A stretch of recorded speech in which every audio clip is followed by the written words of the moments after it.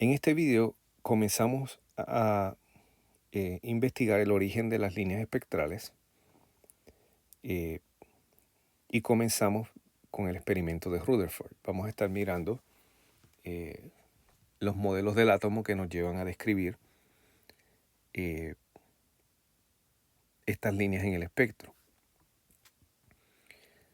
Antes del modelo de Rutherford existía el modelo de Thomson, que básicamente definía el átomo como una masa de carga positiva con unos electrones, ¿verdad?, incrustados en esa masa. Rutherford hace un experimento que es el que mostramos en el diagrama aquí a la derecha, donde se coloca una lámina de oro fina,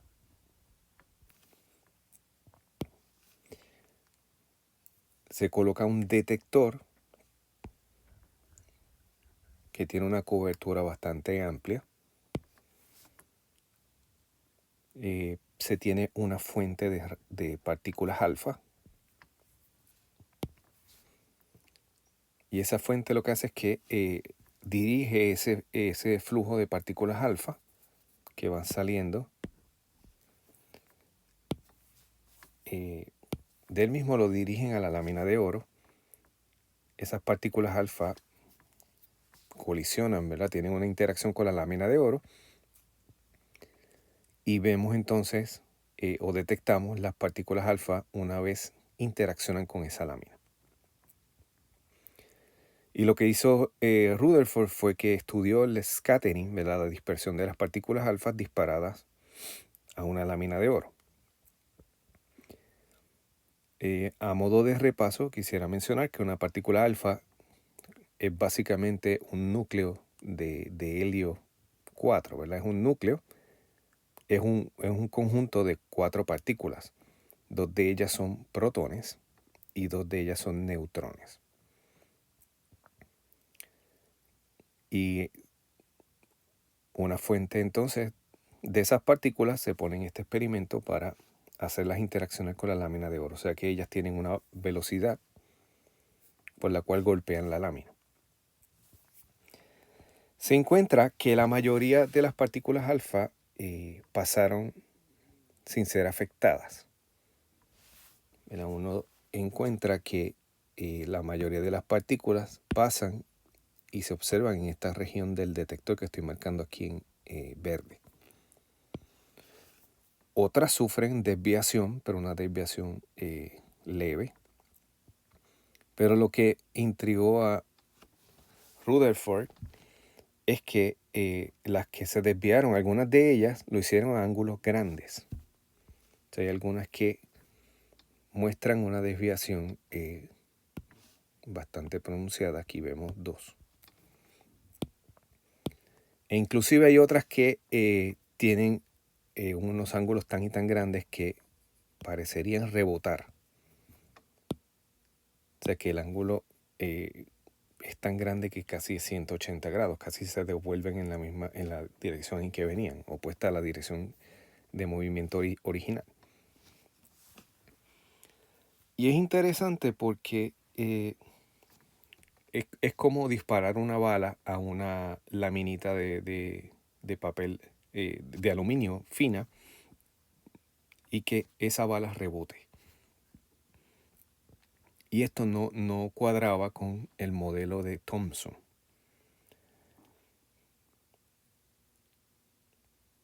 Por lo tanto, este experimento nos lleva a considerar otro modelo.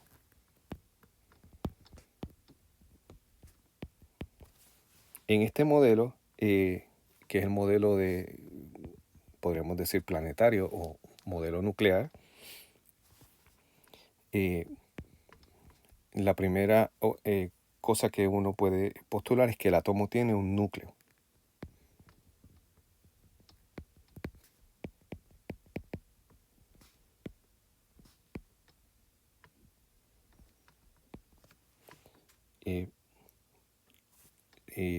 Y además de eso, debido a cómo se dispersan esas partículas, este núcleo debe ser bien, bien pequeño comparado con el volumen del átomo. Y en el núcleo es donde reside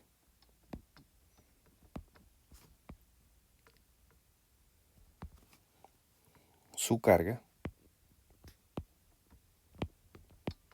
que sabemos es positiva, y la mayoría de su masa.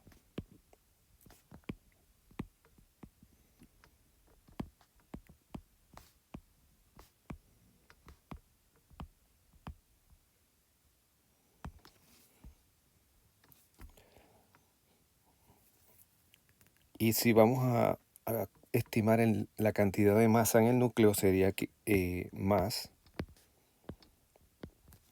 del 99%, ¿verdad? Más del 99.9% de la masa está concentrada en ese núcleo.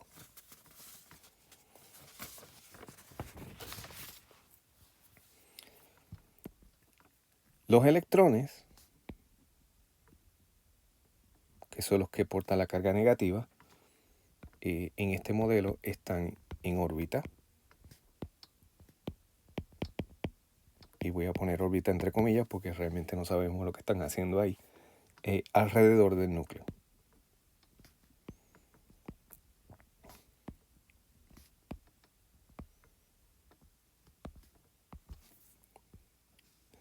Así que si marcamos el átomo, ¿verdad? Como, digamos, el átomo es esto que estoy marcando aquí en amarillo. Lo que dice este modelo es que el átomo tiene un núcleo,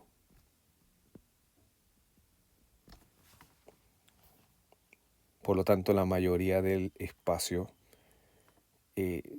la del volumen que ocupa ese átomo es espacio vacío, que los electrones que voy aquí a marcar en naranja,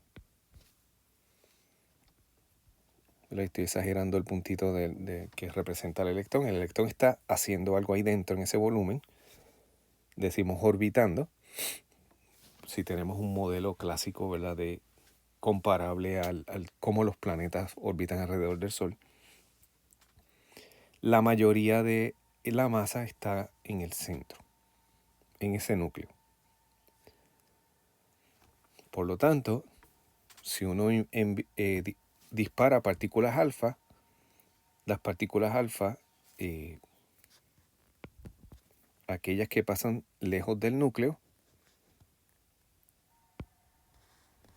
pues no sufren desviación grande, ¿verdad? Tal vez un poquito de desviación, debido a que el núcleo es positivo y las partículas alfa son positivas. Y carga positiva con carga positiva se repelen. Los electrones en este caso no juegan un papel importante. Ahora bien, si una de esas partículas alfa pasa básicamente por donde está el núcleo, esa partícula colisiona con el núcleo y se regresa básicamente o tiene una dispersión scattering a un ángulo bien grande. Y esto entonces explica los resultados del experimento si tomamos este modelo. Así que un modelo como este podría describir los resultados del experimento de Rutherford, pero cuando uno analiza el experimento, el modelo, pues nota que hay dos problemas fundamentales con él.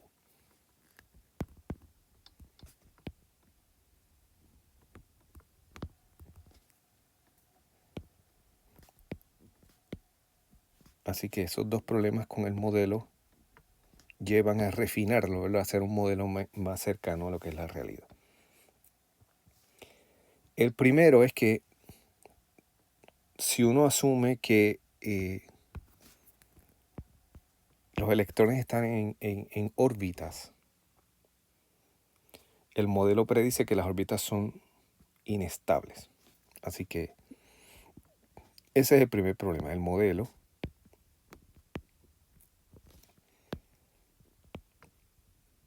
predice que las órbitas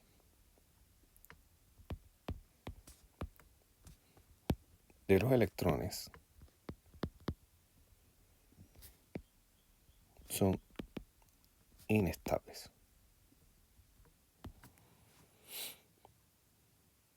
O sea, en otras palabras, el modelo del átomo predice que los átomos no deberían existir. Claro está, esto es usando la física clásica. Después vamos a ver cómo podemos tener un modelo del átomo donde este problema no se evita. ¿Y por qué decimos entonces que las órbitas son inestables? Pues pasa el siguiente problema. De los estudios de la electricidad y magnetismo, sabemos que las partículas cargadas que aceleran emiten radiación. Y ese es el punto crucial aquí. Mira, las partículas cargadas que aceleran emiten radiación.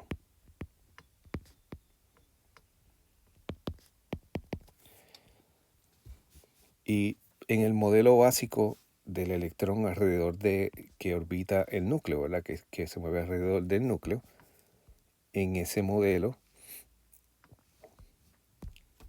asumimos que el electrón está girando en círculos, ¿verdad? Que su órbita es circular.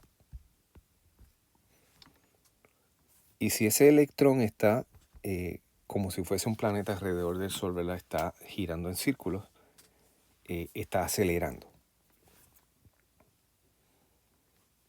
Así que un electrón en órbita acelera. Recordamos que la aceleración puede venir de dos formas. Que cambie la magnitud de la velocidad, o sea, que se mueva más rápido o más lento, o que cambie la dirección de movimiento, la dirección del vector de velocidad. Y en el caso de un objeto en órbita, la dirección de la velocidad, aun siendo su magnitud constante, la dirección de la velocidad cambia, por lo tanto acelera. Y si el objeto, en este caso el electrón, acelera, según las leyes que conocemos de la electricidad y el magnetismo, esto hace que emite radiación. Así que el electrón debería estar constantemente emitiendo radiación. Ahora bien, las consecuencias de esto son catastróficas, porque si se emite radiación, se pierde energía. O sea que los electrones pierden energía debido a que están emitiendo radiación. Si pierden energía, su órbita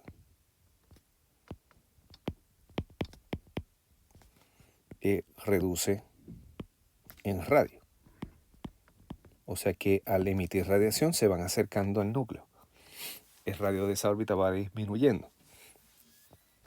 Y eventualmente ese radio se vuelve cero y hay un colapso. O sea que eventualmente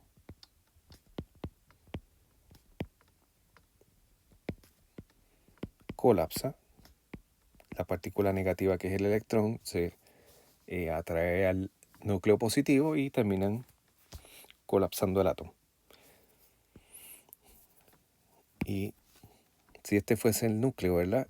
Y empezamos con un electrón a cierta distancia, el proceso de emisión de energía va a hacer que esa órbita vaya disminuyendo hasta que eventualmente el electrón y el protón quedan juntos en el núcleo y se acabó el átomo. Por lo tanto, el modelo predice que los átomos no deberían existir. Y este proceso es sumamente rápido, no es algo que se tarde mucho tiempo. Así que es un problema que hay que solucionar del modelo de Rutherford.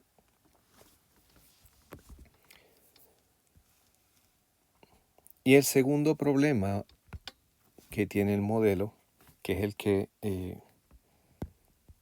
es más directo con este curso, es que no explica el origen de las líneas espectrales. Así que el modelo no explica el origen de las líneas espectrales. Un modelo del átomo debe ser capaz de predecir la existencia de estas líneas, decirnos a qué longitudes de onda son producidas, ¿verdad? Y que describan lo observado en los espectros de absorción y emisión que observamos.